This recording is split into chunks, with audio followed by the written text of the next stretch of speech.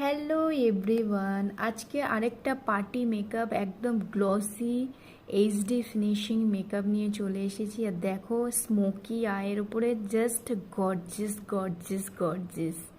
তো তোমরা যারা পার্টি মেকআপ করতে চাও ঝটপট আমাকে বুকিং করে ফেলো আর এরকম মেকআপ পেতে হলে।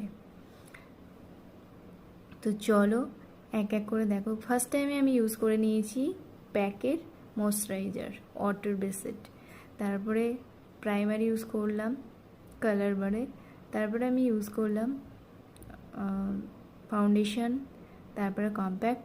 এখন আমি আইব্রোটাকে ভালো করে ড্র করে নিচ্ছি, তারপরে আমি করলাম আইটাকে ভালো করে একটা স্মোকি আই দেওয়ার জন্য প্রিপারেশান। তো দেখতেই পাচ্ছ খুব সুন্দর করে করছি।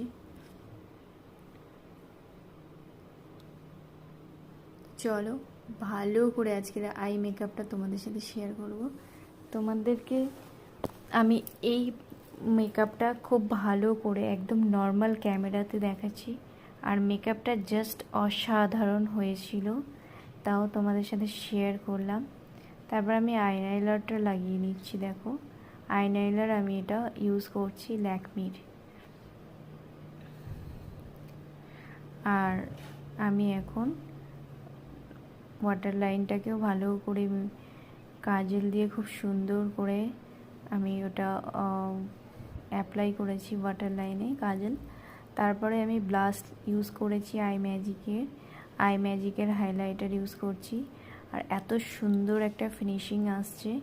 আর দেখো, ডিলান্সি থেকে আমি লিপটাকে ভালো করে প্রিপারেশান করে নিয়েছি। জাস্ট অসাধারণ মেকআপটা হয়েছিল।